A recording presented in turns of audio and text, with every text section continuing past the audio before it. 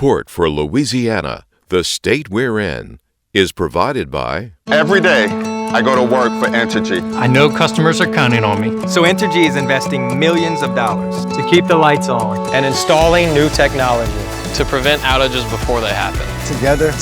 Together, we power life.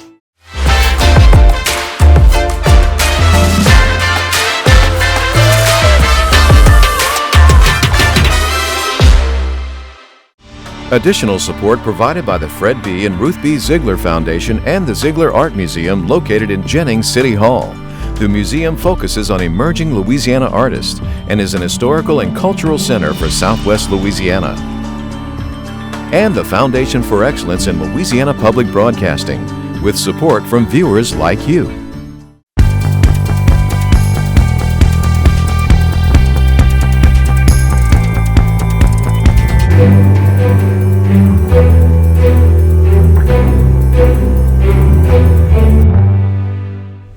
A Union Parish grand jury Thursday delivered the first criminal charges of any kind in the 2019 beating death of Ronald Green. The grand jury indicted 5 state police officers on charges of malfeasance in office and additionally charged Master Trooper Corey York with negligent homicide.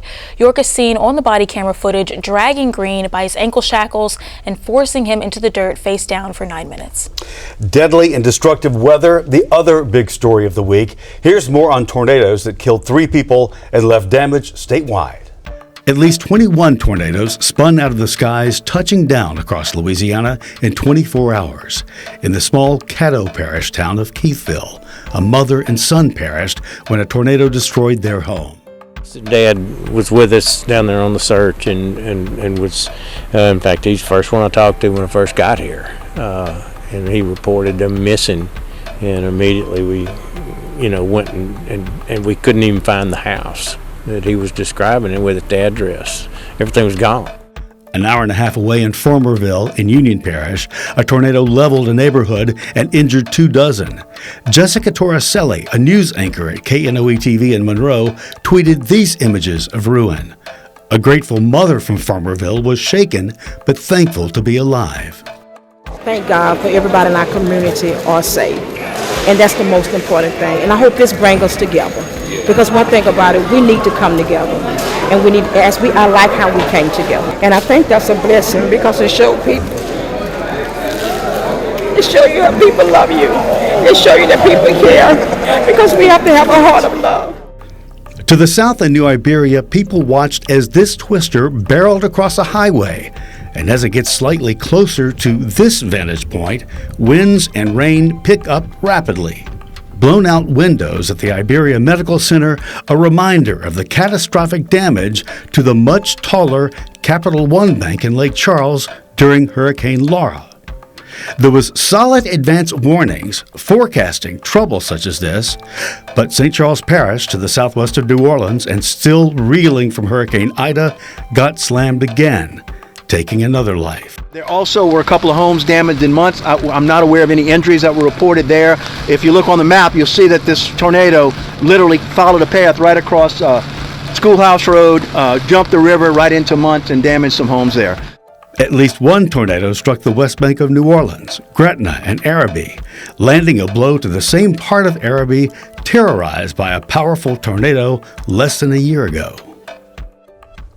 From all of that, now to other top stories around the state. Major port terminal operators in the U.S. and Europe are savvy about the New Orleans port and are committing nearly a half of a planned $1.8 billion for a projected container facility on the lower Mississippi. New Jersey-based ports, America and Switzerland-based Mediterranean Shipping, will partner with the state and Port of NOLA on the project. The announcement this week from the governor. New Orleans-based federal magistrate Judge Dana Douglas was confirmed Monday to serve on the 5th U.S. Circuit Court of Appeals. President Joe Biden nominated her to the appeals court in June. The court hears appeals from lower federal courts in Louisiana, Texas, and Mississippi. The governor was also on hand at Mount Pleasant Baptist Church in St. Landry Parish, one of 3 churches burned by an arsonist 3 years ago. Online fundraisers spurred efforts to get the money to bring back the charred predominantly black churches. The arsonist was convicted of federal hate crimes and arson and sentenced to 25 years. LPB was there when the churches began picking up the pieces in 2019. Hansel Emmanuel is inspiring anyone who watches him, though he's given no special treatment. But the one-armed freshman brought down the house with two particular plays: a weaving layup, dribbling between defenders for the points, and later a thunderous dunk to punctuate his presence. NSU beat ULM 91-73.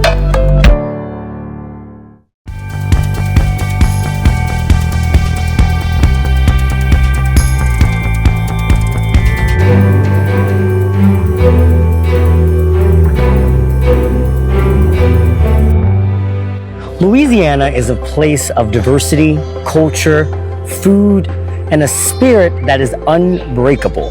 The spirit of Louisiana's people may be unbreakable, but our power grid is unsustainable and unreliable. That is Davante Lewis, and his upset win for a seat on the Public Service Commission is likely the takeaway story for Louisiana in this election cycle. What you heard is what he campaigned on, and here's a little more of it. Hey everyone, it's Davante here, and it's a pretty hot day, but you know what's got me even hotter is these electricity bills that we are getting. And right now, there is a commission in Louisiana that regulates our utilities, and they're called the Public Service Commission. But instead of fighting for us to make sure that we have lower bills, they've been sitting on their hands letting these multi-billion-dollar corporations raise your rates and raise fees. Davante Lewis, welcome. Thank so you. much glad for you to be here. Those words helped spur you on to this shocking victory, one that even surprised you, from what I understand.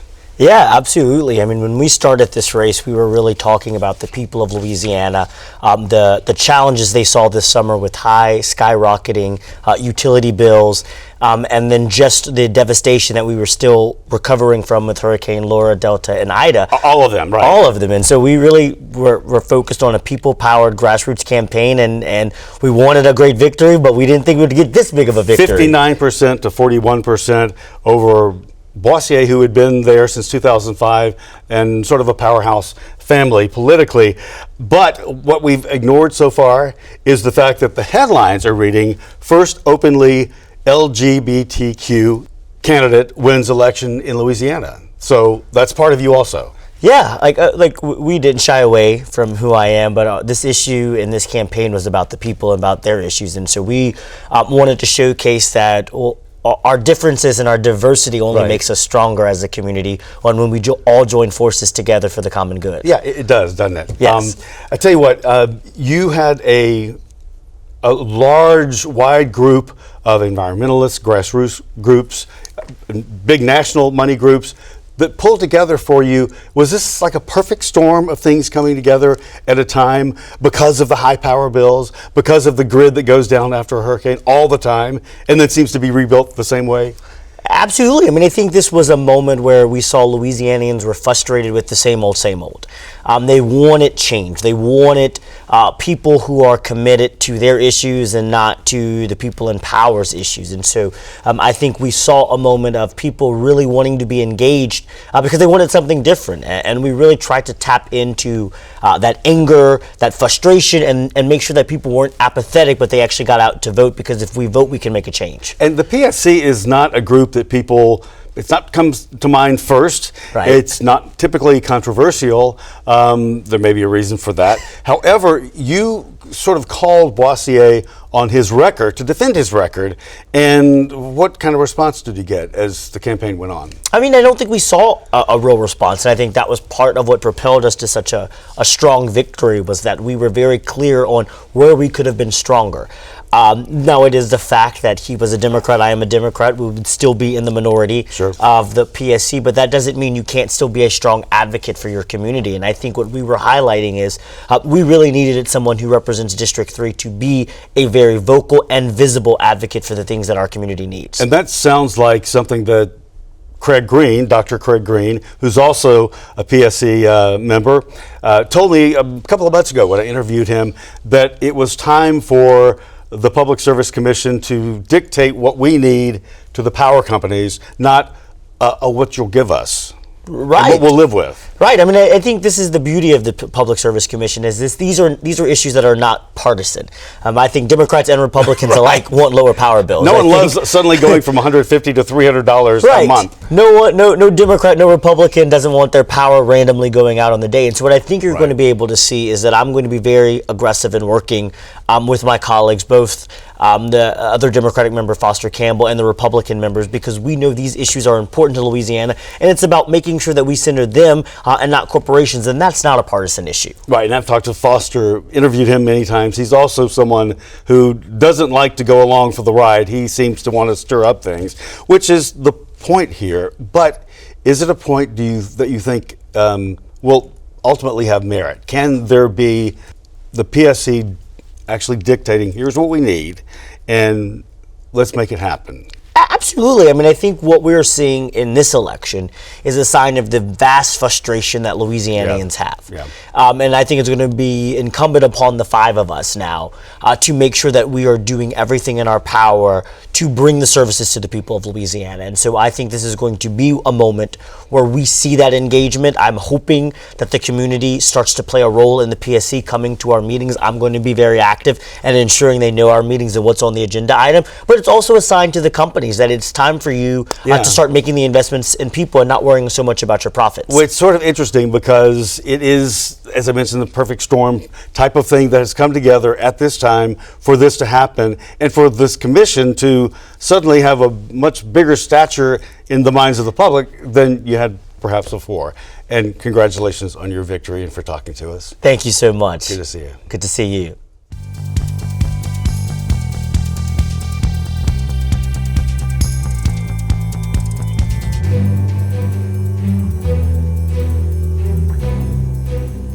In Washington, lawmakers are in a race to get some legislation done before the end of the year. It is critical in the short and long term for state interests along the coast and also in the Gulf. We're nearing the end of the year and the end of the Congress, still working hard to get the RISE Act. The RISE Act, a bipartisan bill to create and to increase offshore energy revenue sharing programs for wind and for the existing Gulf oil and gas program. We're trying to get it included in a year-end bill.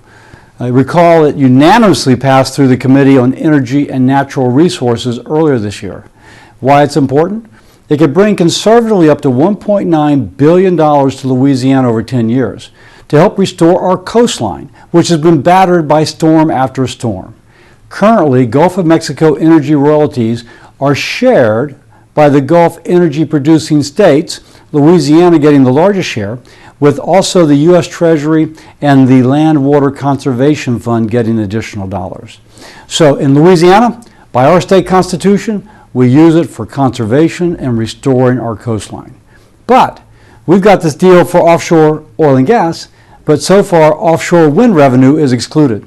So the RISE Act, aside from increasing the amount we get from oil and gas, will make offshore wind energy eligible for the same sort of revenue sharing we have from oil and gas.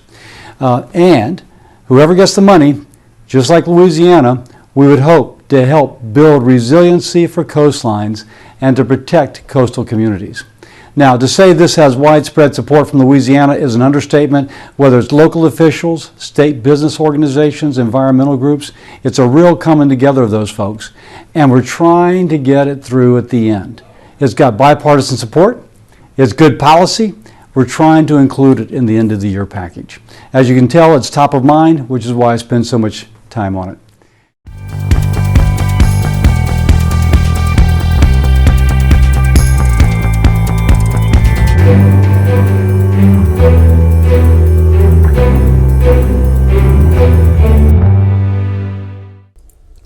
Fishermen in Louisiana have been sounding the alarm about a redfish shortage for years, and now the need for protections is growing.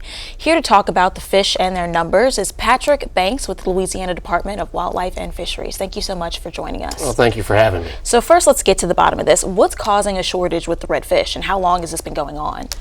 Well, we just finished up our stock assessment for that species, and certainly the stock assessment numbers indicated that we have an issue with the population size, and so that issue has been out there for a number of years, according to our most recent data. And so we have proposed to our commission that we need some tighter regulations for that species. And so we're looking at that at this time. We're going to be speaking to the public and holding some public meetings and some surveys with fishermen before we move forward with potential regulations. All right, so this is going to be a group effort to figure out what needs to be done. Absolutely. What we will do is we will propose a suite of regulatory options to our commission. We'll gather public input on those options, and then we'll come back to our commission and ask them to adopt one of those regulations. So before we get into more solutions, let me ask you this. I mean, right now as it stands, how many redfish can fishermen bring in each year? Yeah, right now the regulations are that each person each day can catch 5 redfish and keep them. And those redfish have to be a minimum size of 16 inches long with a maximum size of 27 inches long. That's called a slot limit. And then they're also allowed to have one of those 5 fish over that 27-inch maximum size. So you said that this is a problem that's been going on for years. I mean, is it an overfishing problem? Is this an issue with our water? I mean, what's really causing this? Yeah, this is a multitude of issues that's going on out there. And so the biggest issue is the loss of habitat over our time. And so with the marsh degrading and eroding away, those younger fish just don't have the best place to hide and to grow. And then our fishermen take more fish than what the population now can sustain. So it's not necessarily that the fishermen have caused this issue, but the population has dropped to such a level because of habitat loss and different things that we just can't allow that same level of harvest that we did previously. So this is happening with redfish. Are we seeing this issue spreading to any other type of fish? Yeah, unfortunately we are. We've got some issues with speckled trout as well, and the anglers out there know full well. We've proposed a set of new regulations for speckled trout that was recently adopted, and so those will go into effect as well. And so now, after the speckled trout issue, now we've moved to redfish, and based on the stock assessment, we see we need to make those kinds of changes to redfish as well. So I know you said earlier that this is going to be a group effort. You have to talk to a lot of fishermen and figure out exactly what's the best solution. But is there an idea of about how much you want to reduce the fish that people are bringing home? Yeah, so like I mentioned earlier, we have a suite of options that we can present to our commission. Our goal at the department is to try to reduce the amount of fish removed through harvest by 35% per year. And that will allow the population to rebuild itself. And there are a multitude of options that will achieve that 35% reduction in harvest. So we can increase the minimum size limit to say 18 inches, that's one option, and then reduce the amount of fish that folks can catch per day as another possible option. Okay, so there's a lot going on right now. All right, so when is that meeting expected to happen? It's supposed to come up soon, right? Well, it'll be several months before we go back in front of our commission, because it'll take some time for us to survey the angling community, to have public meetings if that's the way our commission wants us to go. And so we'll gather all of that input, and then we'll come back to the commission. We certainly hope to be back in front of our commission within about 4 to 5 months, but it may take us a little longer. 4 to 5 months, but it could take a little bit longer. Yes. All right, so the bottom line is we're going to be talking to a lot of different people, figure out what's the best solution, and hopefully we can get, our redfish population numbers back up and running. Is there anything else anybody needs to know about this? No, just the anglers just need to know that this is not something that we ever want to do. At the agency, regulations are something we try to not do, but it's a last resort. And it's also something that, unfortunately, it's really the only tool we have in our toolbox. The population issues could be caused by a number of things, not the fishing itself necessarily, but the knob we have to turn is regulations on the fishing community, and so we don't do that lightly. All right, well, thank you so much, Patrick. Thanks for joining us, and hopefully we can get this redfish population issue under control. Absolutely. Thank you for having me. Thank you so much.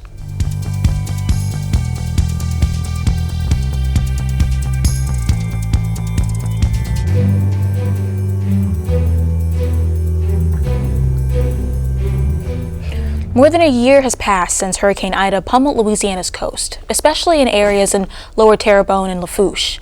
In Wallace, the Whitney Plantation closed for 3 months following the storm. Tonight you'll see the latest on the final stages of the museum's revival. I mean, everything looks pretty normal. It looks like it did before Ida, I think, where we're at right now. Yeah, but there was 2 months of cleanup before we opened to the public. 2 months of cleanup. So, big trucks, skid steers, chainsaws, big trees, that kind of thing. We'll go over here. This way? Yep. Okay. The first cabin is right there. The Whitney Plantation is on the verge of recovery. Hurricane Ida hit Louisiana as a Category 4 in 2021, ripping through cities and towns all over the southeast coast. Whitney survived several hurricanes, including Hurricane Katrina, but this time the museum took serious damage. Priceless artifacts and historical relics ruined. So there were other cabins on this side, and those are gone. Have you ever seen the quarter at Evergreen? I have not. And more than half of it's gone. And they had an intact quarter of 24 buildings, and I don't think but 6 are left. All right. So yeah, I can definitely see the damage now. The museum lost 3 slave cabins in the storm.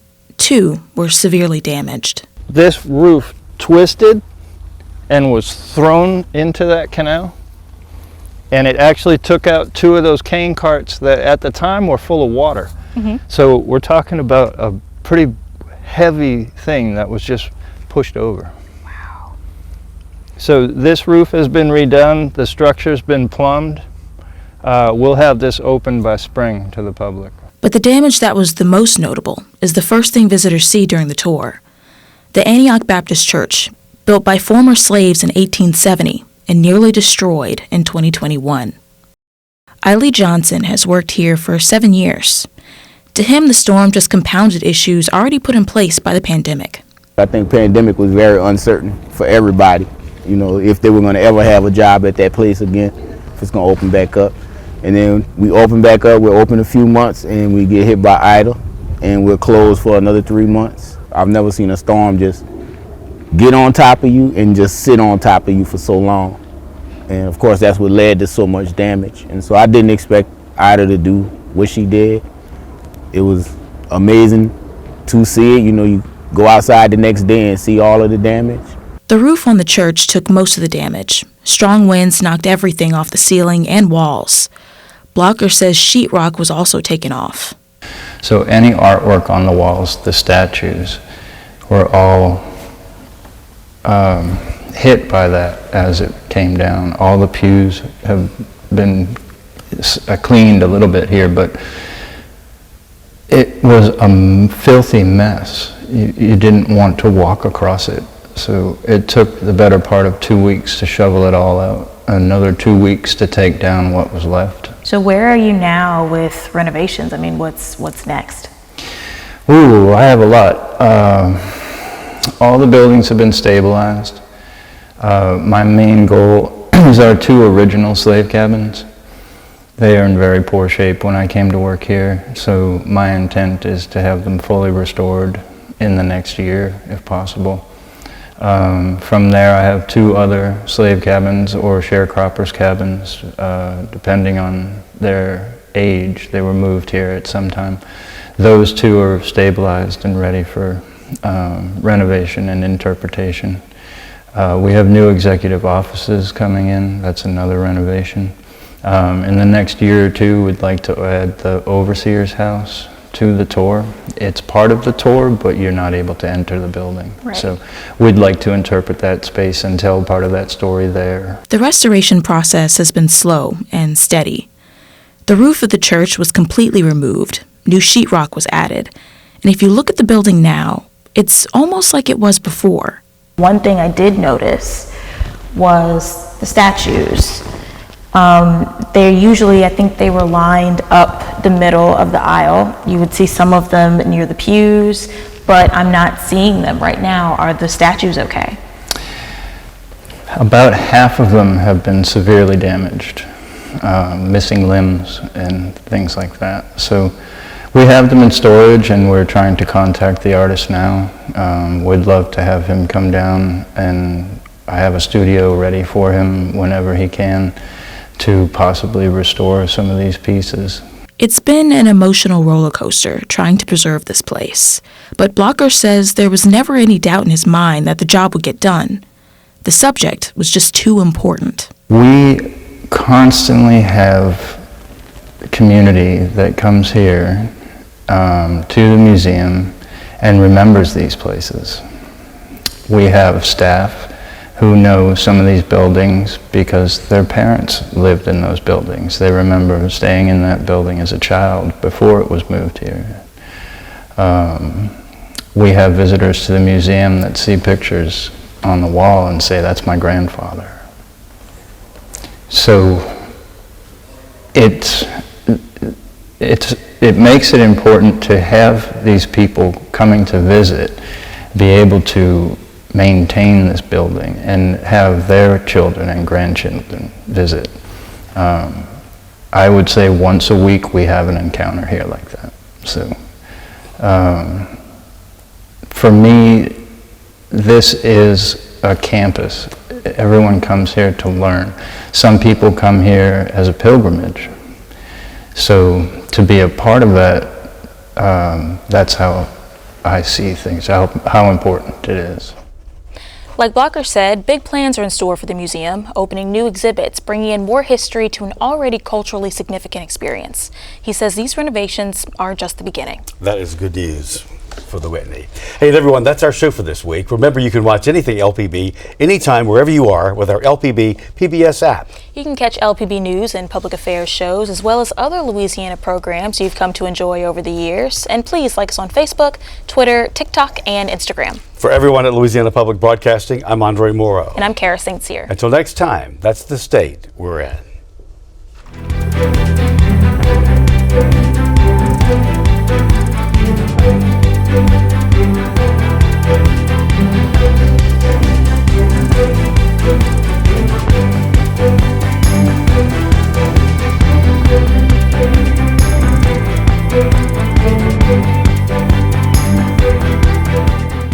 Every day, I go to work for Entergy. I know customers are counting on me. So Entergy is investing millions of dollars to keep the lights on and installing new technology to prevent outages before they happen. Together. We power life.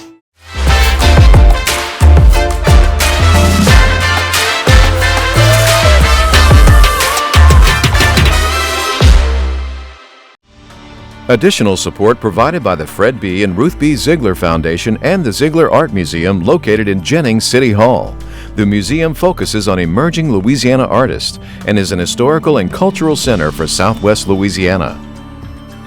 And the Foundation for Excellence in Louisiana Public Broadcasting, with support from viewers like you.